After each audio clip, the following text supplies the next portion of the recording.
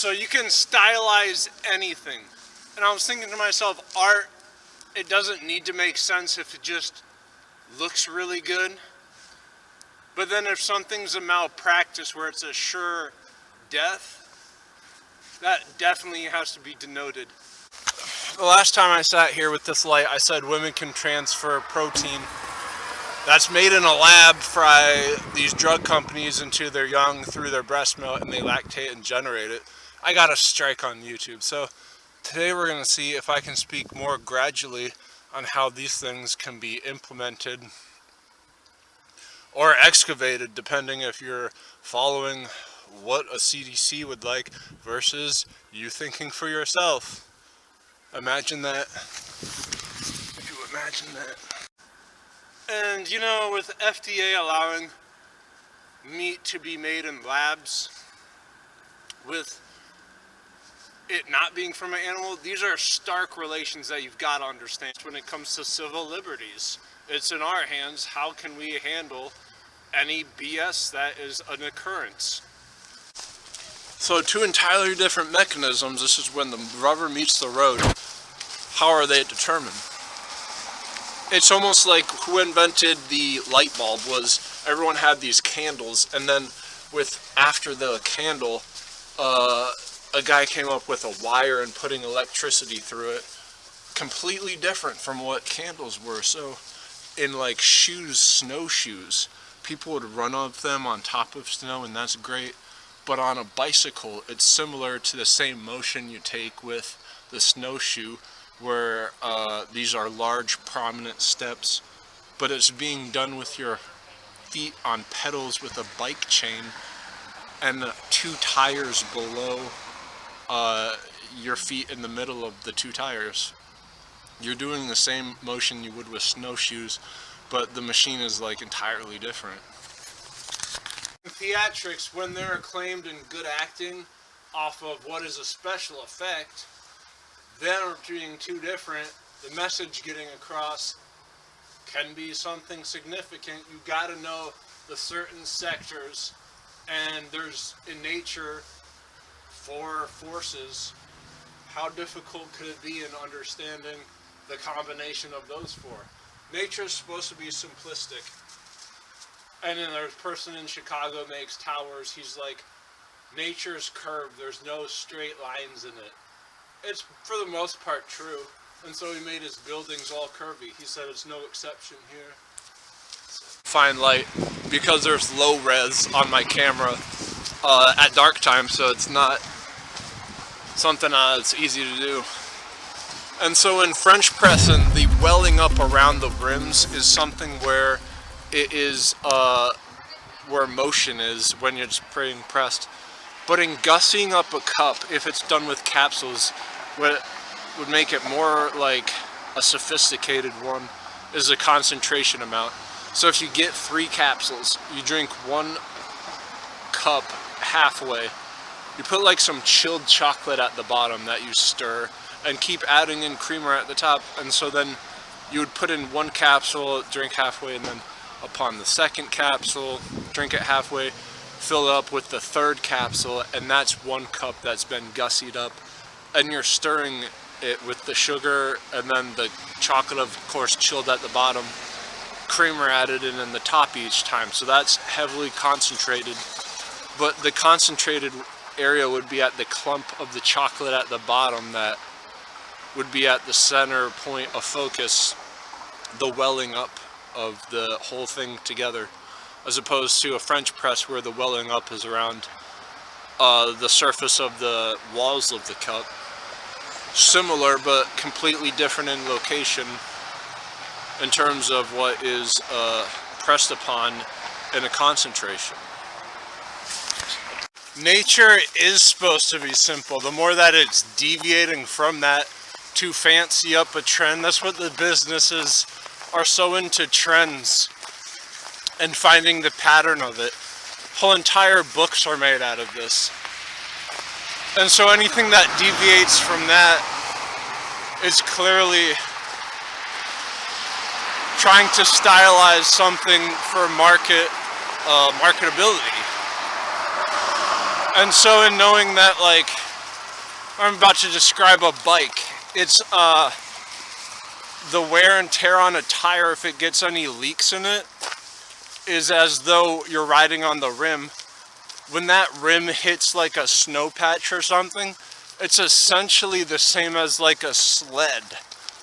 And the more you press upon it with the weight, that interaction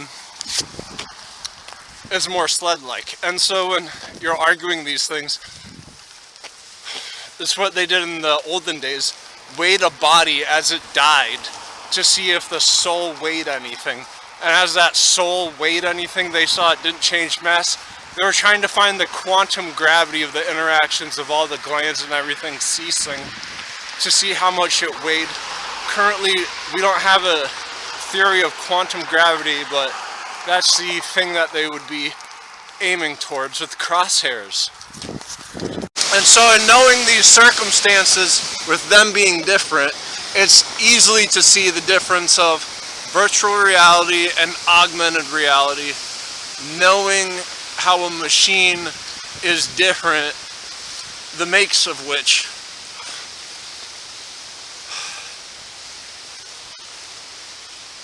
based off the intention of things that are at depth. In-depth perception is massive when it comes to scalability and knowing what is and isn't a thing of occurrence. The arrow of time is nothing short of this measure. How that's used in microbes when they're like different and the build-up of them, they can be in cells and lodged.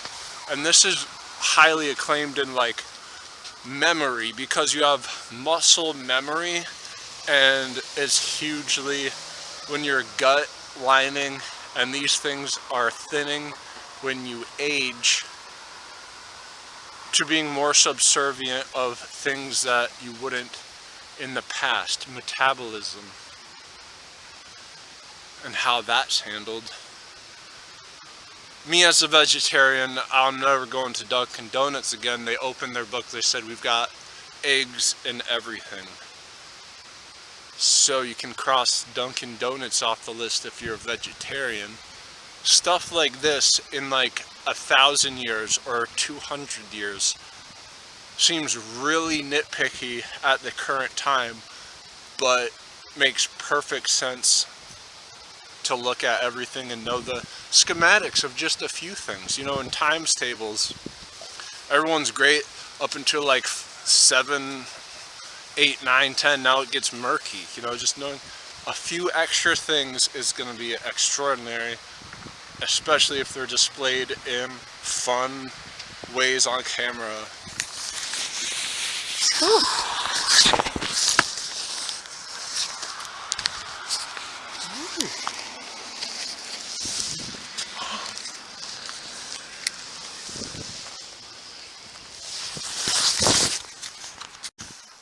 Introverts, extroverts, and outgoing.